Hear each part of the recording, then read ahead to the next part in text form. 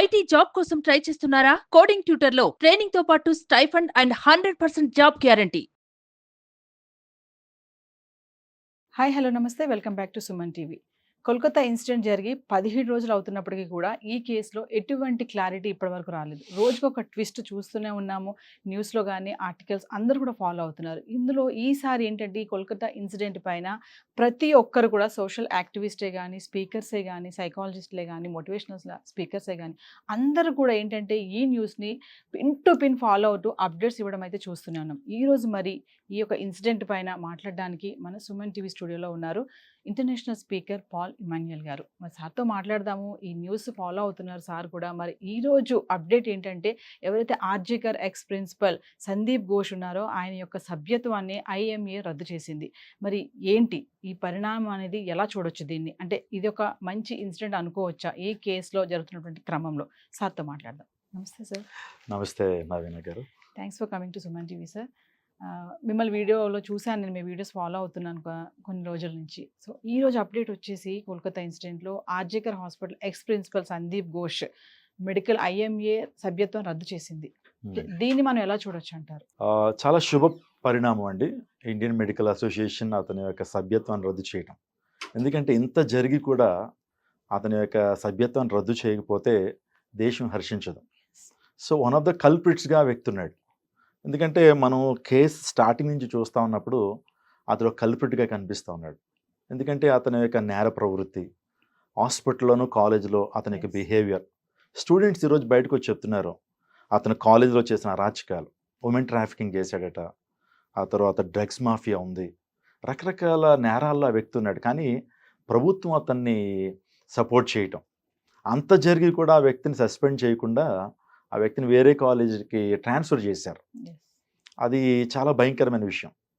ఆ వ్యక్తి యొక్క సభ్యత్వం రద్దు చేయటం, అతని మీద ఎఫ్ఐఆర్ నోట్ చేయటం, ఇవన్నీ కూడా జరుగుతూ ఉన్నాయి. ఎందుకంటే అతడు ఒక భయంకరమైనటువంటి పరిస్థితుల్లో వాళ్ళందరినీ ఎంకరేజ్ చేసినట్టు, ఈ యొక్క హత్య వెనకాల ఆ వ్యక్తి ఉన్నట్లుగా సిబిఐ చెప్తా ఉంది. మోరోవర్ అనేక మంది విశ్లేషకులు చెప్తా ఉన్నారు. అది శుభ పరిణామం అండి. కొన్ని వైద్య సంఘాలు ఈ డాక్టర్ పైన కఠిన చర్యలు తీసుకోవాలని కూడా ప్రధాన డిమాండ్ చేస్తున్నారు సార్. దీన్ని ఎలా చూడొచ్చు? అబ్సల్యూట్లీ అండి, ఖచ్చితంగా తీసుకోవాలి. ఎందుకంటే ఈ హత్య, ఈ యొక్క రేప్ ఏదైతే ఉందో అది ఒక కుటుంబానికి సంబంధించింది కాదు, మొత్తం దేశంలో ప్రతి కుటుంబానికి సంబంధించింది. నేను కూడా అదే చెప్తున్నాను, ప్రతి ఒక్కరు రెస్పాండ్ అవ్వాలి, ప్రతి ఒక్కళ్ళు కూడా వారి ప్రతిస్పందన తెలియజేయాలి. కులాలకు అతీతంగా, మతాలకు అతీతంగా, భాషలకు అతీతంగా అనేక మంది ముందుకు రావాలి. నిజంగా మెడికల్ సంఘాలు అలా చేయటంలో, ఎందుకంటే రాబోతున్న దినాల్లో ఈ రోజున మెడికల్ స్టూడెంట్స్కి, మెడికల్ డాక్టర్స్కి, జూనియర్ డాక్టర్స్కి భద్రత లేని పరిస్థితి. ఎందుకంటే వారు నైట్ టైమ్స్ వర్క్ చేస్తుంటారండి. సో ఖచ్చితంగా వారికి భద్రత కావాలి. ఈ విషయాల్లో మనం మౌనంగా ఉంటే, ఈ విషయాల్లో మనం ప్రొటెక్ట్ చేయకపోతే రాబోతున్న దినాల్లో కూడా ఇటువంటి కార్యాలు జరగచ్చు, ఇటువంటి సంఘటనలు చోటు చేసుకోవచ్చు. ఖచ్చితంగా వారు ముందుకు రావాలి. సో ఈవెన్ కలకట్టాలో కూడా నబానా ర్యాలీ చేస్తున్నారు అనేక మంది మెడికల్ విద్యార్థులు, ఆ తర్వాత నర్సులు, మెడికల్ ప్రాక్టీషనర్స్, వీళ్ళందరూ ముందుకు వచ్చి 7,000 పీపుల్. వారు నబానా అంటే ఏంటంటే వారు సెక్రటేరియట్ అండి, మొత్తం అన్నీ అక్కడే ఉంటాయి. నబానా బిల్డింగ్లో, నబానా కాంపౌండ్లో మొత్తం అన్ని డిపార్ట్మెంట్స్ అక్కడ ఉంటాయి. అక్కడికి వెళ్ళి ప్రొటెస్ట్ చేస్తున్నారు. వాళ్ళని అడ్డుకోవడానికి ప్రయత్నం చేస్తూ ఉన్నారు మమతా బెనర్జీ గవర్నమెంట్. సో చేయాలండి ఖచ్చితంగా, ఎందుకంటే నేరస్తులకి శిక్ష పడాలి. ఇదే వేరే కంట్రీస్లో అయితే విత్ ఇన్ 1 వీక్ 10 డేస్లో వారిని ఉరేసేయటం చేస్తారు. సార్ మరి కొన్ని న్యూసెస్ చూస్తున్నాం, మమతా బెనర్జీ రాజీనామా చేయాలి, దిగిపోవాలి గవర్నమెంట్ అని కూడా అంటున్నారు. దీన్ని మీ అనాలైసిస్లో ఏం చెప్తారు? ఖచ్చితంగా అండి, ఎందుకంటే ఇప్పుడు ఈ కేసుని పొలిటికల్ పార్టీస్ కాకుండా బ్యూరోక్రాట్స్కి అప్పగించాలి. అప్పుడు మన న్యాయం జరుగుతుంది. ఖచ్చితంగా ఆమెను ప్రక్కకి తొలగించి, లేకపోతే ఆమె విధుల్లోంచి ప్రక్క తొలగించడం ద్వారా ఈ కేసు అంతా కూడా బ్యూరోక్రాట్స్ చేతిలోకి వెళ్తుంది. ఖచ్చితంగా న్యాయం జరుగుతుంది. ఈ ఐఎంఏ ఇన్వెస్టిగేషన్లో మెయిన్ ఏంటంటే ఈ సభ్యత్వం రద్దు చేయడం గల కారణం ఈ బాధితురాలు పేరెంట్స్ ఎవరైతే ఉన్నారో వాళ్ళ పట్ల ఈ డాక్టర్ ప్రిన్సిపల్ ఎవరైతే ఉన్నాడో సరిగ్గా ఆన్సరబుల్గా లేకపోవడము, ఆ కేసుని సాల్వ్ చేసే విషయంలో కానీ, వాళ్ళు అడిగిన క్వశ్చన్స్కి కానీ, మీరు అన్నట్టుగా దీన్ని సూసైడ్గా చిత్రీకరించారని మన ఆర్టికల్స్ కూడా చూస్తున్నాం. సో ఇది మెయిన్ రీజన్ అని కూడా చెప్పొచ్చు దీంట్లో, సభ్యత్వం రద్దు చేయడంలో. దీన్ని ఎలా? ఎగ్జాక్ట్లీ అండి, ఫ్రమ్ స్టార్టింగ్ నుంచి కూడా, ఫ్రమ్ బిగినింగ్ అతని యొక్క బిహేవియర్ చాలా అనుమానాస్పదంగా ఉంది. దాన్ని సూసైడ్గా చిత్రీకరించడానికి ప్రయత్నం చేశాడు. ఆ తర్వాత మొదట అనుమానాస్పద స్థితిలో ఉన్నాడని చెప్పడం జరిగింది. అతను పోలీసులతో కుమ్మక్క అవ్వటం, ఆ తర్వాత ఇంకా ఆలోచన చేస్తే ఆ యొక్క సంజయ్ రాయ్తో కూడా ఈ వ్యక్తికి వ్యక్తిగత అనుబంధం ఉండటం, ఎస్. ఇవన్నీ చూస్తూ ఉన్నప్పుడు మనకు ఒక క్లియర్గా అర్థమవుతా ఉంది ఈ వ్యక్తి వన్ ఆఫ్ ద కల్ప్రిట్స్గా కనబడుతున్నాడు. ఎస్. మోరోవర్ ఏంటంటే హాస్పిటల్లో చాలా భయంకరమైన దారుణాలు జరిగినాయండి. సుమారుగా RG Kar hospital 138 years long experience ఉంది. ఎస్. హాస్పిటల్ చాలా పురాతన, most ancient hospital, first private hospital and college.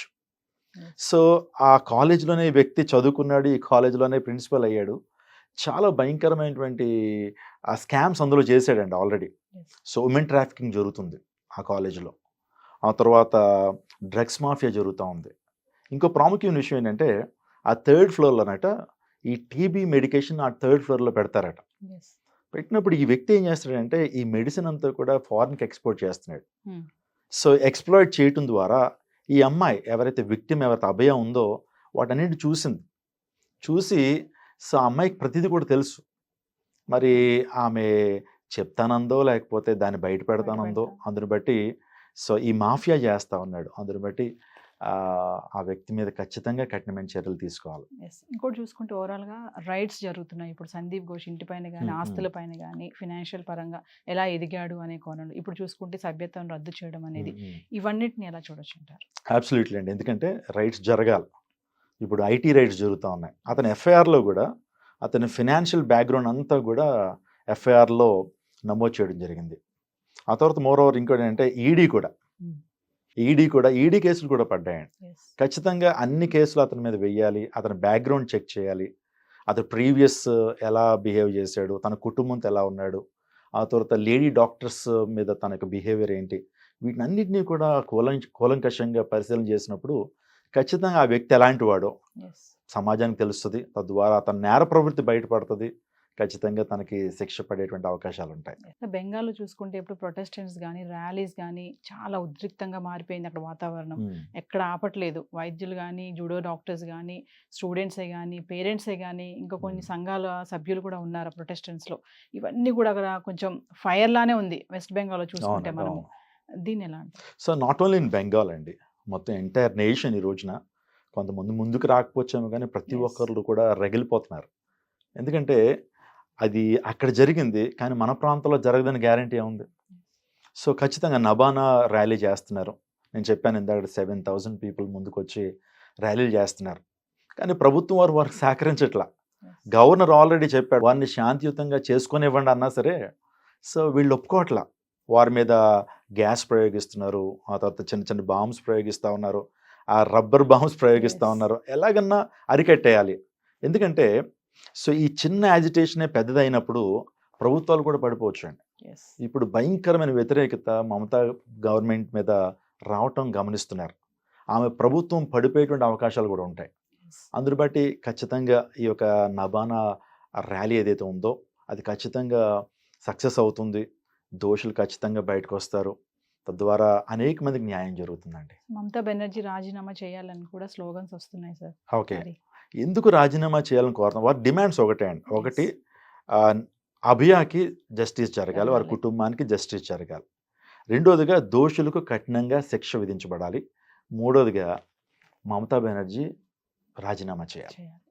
ఎందుకంటే రాజీనామా చేయకపోతే కేసు అంతా ఆమె చేతిలోనే ఉంటుంది. Yes. ఎందుకంటే ఆ దగ్గర ఉన్న వాళ్ళందరూ ఆమెకి సన్నిహితులే. సన్నిహితులు. సో ఆ యొక్క కమిషనర్ ఆఫ్ పోలీస్ కానివ్వండి, ఆ తర్వాత ఈ ప్రిన్సిపల్ కానివ్వండి, వీరందరూ ఇక్కడ హెల్త్ మినిస్టర్ అంటే ఆల్మోస్ట్ ఏం చేతిలోనే ఉంటుంది కదా. Yes. సో ఆమె రాజీనామా చేస్తేనే కానీ ఈ కేసు బ్యూరోక్రాట్స్ చేతిలోకి వెళ్ళదు. Yes. బ్యూరోక్రాట్స్ చేతిలోకి వెళ్ళకపోతే న్యాయం జరగదు. అందుని బట్టి వాళ్ళ మెయిన్ డిమాండ్ ఏంటంటే సో ఆమె రాజీనామా చేస్తే ఈ కేసులో ఉన్నటువంటి దోషులు బయటకు వస్తారు, వస్తారు. లేకపోతే ఈ కేసు అలా సబ్సైడ్ అయిపోద్ది అనేటువంటిది ఆ స్టూడెంట్స్ యొక్క భావన. Yes. ఇట్స్ అబ్సల్యూట్లీ రైట్ అండి. ఒకవేళ ఆమె చేతుల్లోనే గవర్నమెంట్ ఉంటే, ఆమె చేతుల్లోనే అధికారం ఉంటే ఈ కేసు సాల్వ్ అవ్వదు. అవ్వదు. అందుని బట్టి ఖచ్చితంగా ఆమె రాజీనామా చేస్తేనే ఈ కేసులో పురోభివృద్ధి మనం చూడగలుగుతాం. Thank you sir. Thank you so much అండి.